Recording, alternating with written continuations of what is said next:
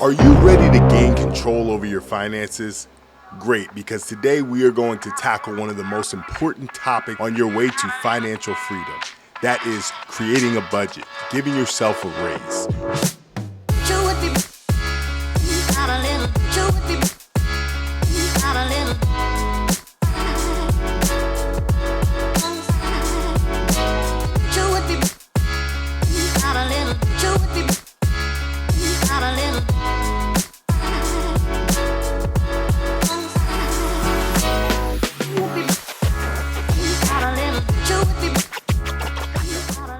Welcome back to the channel. My name is Accountability B, where we own our mindset, we shape our finances, and we take 100% of accountability.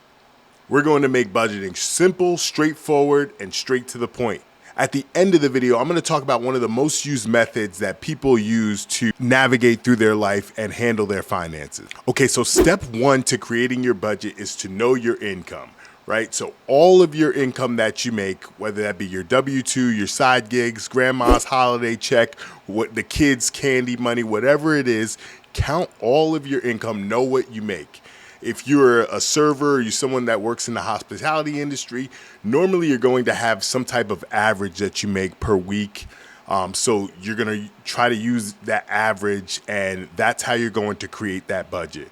But know your income, know what you make, make sure that you're accounting for, any health insurance and whatnot that comes out. ADP has a really good salary calculator that you can actually put in your income if you don't know it correctly, what comes on your biweekly, weekly, or monthly check, so that you can get an accurate number for your income. All right, so step number 2 is going to be track your expenses. So you're gonna go a whole month doing the same daily routine that you're doing currently, and you're going to track every expense. Yes, that little piece of bubble gum that you bought from the 7-Eleven, you're going to track that too. You're going to track every single expense and spend as you normally would. Now, step number 3 is you're going to subtract your expenses from your income.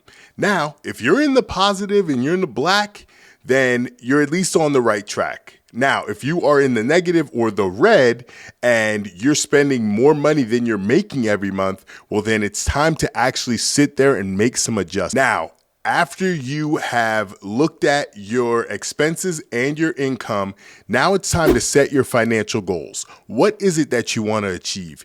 Do you want to buy your first home? Do you want to go on a lavish vacation? Do you want to just pay down debt and not live paycheck to paycheck? Do you want to save $5, $10, $15, $20,000, 6 to 9 months of your expenses so that you're not stressed every month about if you're going to make ends meet? So that is what you're going to have a truthful conversation with yourself or your spouse, whatever it may be. If you're doing this with your family member, then you're going to have to come together and find common financial goals. Now, if you're single, great. You only have to worry about yourself. If you are in a relationship, the number one thing that you have to do is make sure that both parties are on board. You, your spouse, that you are both on board with the budget, and that you have a common financial goal that you are going to strive towards, right? So now I'm going to show you one of my old budgets that we had so that you can understand how we outline it, and I'll give you a good resource that you can actually start your first budget and outline everything for you. Okay, so I'm going to go over one of our old budgets. This budget is back from 2019. Now, keep in mind, y'all, I was hustling at this point in time. I was working 3 jobs. We were pretty much down to the bare bone. Our goal was to pay off as much debt as we could. Our goal was to pay off our debt. We had some credit card debt. We had student loan debt. And this is how we outlined our budget every single month. And we stuck to it to the T. Now, obviously, we are human. You're human. You're going to make some mistakes. You're going to have some lapses, but it is important for you to understand that you control where your money goes. It's up to you. It's up to me, right? So you have to take control of your finances, and you have to make your money behave, so to speak. That's what Dave always says, make your money behave. So we listed out all of our paychecks. that we're getting, right? Some side gig money, some commission, some money from, again, side gig, work that hurts. All right. And we also put our starting balance in from the previous month. So you're going to have some overlap. So it's okay to have things like that, in your budget. And then, you just list out your expenses, right? So mortgage, electricity, the water was included in our rent at that point in time. So we didn't own a property at this point in time. Gas, I believe my wife actually had a company car, so she didn't pay for gas. So really this was only gas for me. Tolls. All right. This was our discretionary fund. So we each had $60. Before this, probably in 2018, we had $30 each. So we really cut down. So this was discretionary money. It's under food, but this is really our discretionary spending. So if you wanted to eat out to Chipotle, this is what you had. Now, obviously, we're going to have to adjust for inflation because food is expensive as hell right now. So trust me, you might have to bump this up a little bit, but bump it up.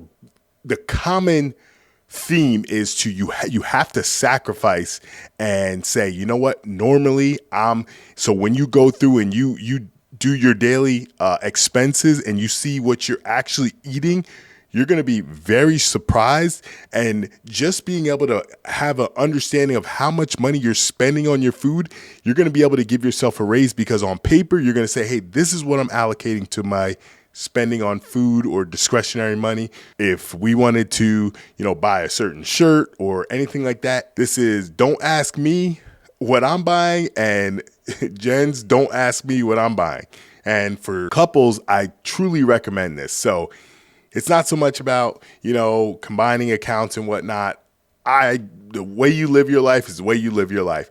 However, to have communication about finances, you all should have discretionary, don't ask me accounts, whether accounts or just little stashes or just allocated amounts that, hey, I'm spending X per month, and that is for whatever I want to spend it on, and likewise for your significant other. All right. Childcare, Spotify, miscellaneous. So this was for, miscellaneous funds where, you wanted to go into 7-Eleven, you wanted to grab a Slurpee, whatever that might be, just miscellaneous things that you normally might not account for. Gym membership. I believe I canceled my gym membership, and we had just a single gym membership, and we had a gym at our apartment that I was going to. Groceries, right? Planned for a Dallas trip, and look at that. We were being generous. We were getting our friends a gift. So such a good friend. So that was in our budget. Life insurance, homeowner and renters insurance, right? And then we had all of our debts listed. So most of our money was pretty much going to my student loans.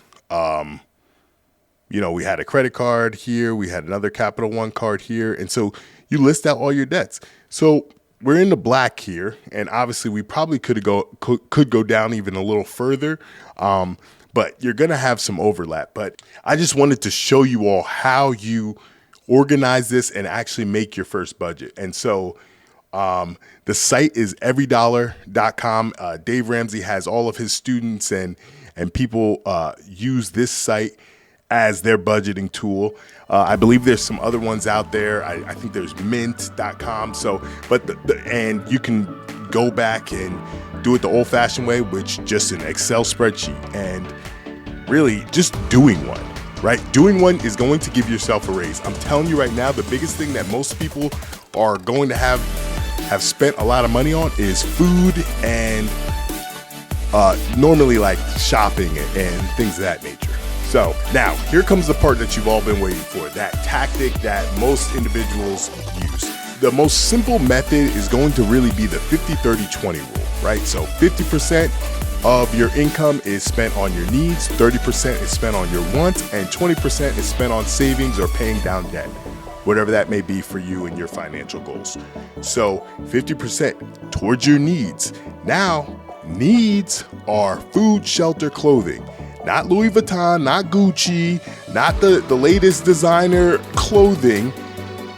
Don't be too proud to shop at Walmart, Target, whatever it might need to be that it's going to coincide with your financial goals. Listen, you're not out here to impress anybody, right? So food, clothing, shelter, transportation, right? And transportation, again, another one. And you guys might look at this and say, well, Brian, you drive nice cars. Well, yeah. When I was going through this, we had a 2013 Chevy Malibu that we irresponsibly bought for 18% interest, brand new, and we paid it off. And 2007 Ford Escape that had no insulation in the door and felt every little bit of breeze when we drove the car. So yes, we had to sacrifice and we humbled ourselves, and that's not a pat on our back, but it's just about whatever it is in your life, you might have to make sacrifices. You might not drive the most luxury car right now, and maybe you're not in that situation, but we all have things that we have splurged on that are our kryptonite. And for you to really get to the financial goals that you're trying to get to, you have to be able to sacrifice and understand that, hey, my goal is more important than some of these things that I want right now. You have to delay gratification. I know that you want it right now, but sometimes you're going to have to put the patience and effort in, and then you can enjoy these things later. I promise you. 30% is going to go towards your wants. So this is your discretionary money. And this is really after you've done your budget, you've gotten to your financial goals, and this is how that you're normally going to conduct your life if you're in a good financial situation. And then 20% is going towards your savings, right? So it may be going towards investing. You're investing in your 401k, your mutual funds, your brokerage account, whatever that may be, or it's just going into your savings and your savings for a rainy day, you're saving for a vacation, whatever that may be. This is going to be the most straightforward method that's going to help you bring balance to your financial life. All right, so let's recap how you're going to build your first budget. Number one, know your income, right? Know where all your money is coming from and what you're going to make every month. Number two, you're going to track your expenses. Track everything that you're spending through that month. Whatever it is, write it down, track it for the month. Step number three is you're going to take your income and subtract your expenses. And at that point in time, you're going to see where you need to make your adjustments. Step number four is going to be to set your financial goals. And if you are working with somebody else, make sure that you are a combined effort and you're attacking your goals. I hope this helps you begin your first step to your financial well-being. If you like this content or you have any more tips that might help the audience, please go ahead and comment below, and please go ahead, like the video, subscribe if you like more content. I'm going to be putting out more videos just like this. I have a November challenge for myself that I'm holding myself accountable for. I'm doing one video a day. I might not get out one video a day because I have to edit these all by myself, and I am full-time husband, full-time employee, and full-time dad. So I am doing my best, but I'm going to record one video a day. I have a couple accountability partners making sure that I am definitely doing that. And I promise you, I'm going to hold myself accountable to that because I want to get this content out. And I know that I am on my way to 1,000 subscribers and beyond. And so I have to hold myself accountable. I have to get this content out, and I have to help the individuals out there that need to know this information. The future I see is up to me. I look forward to seeing you on the next one. Please consider subscribing to my channel. Take care.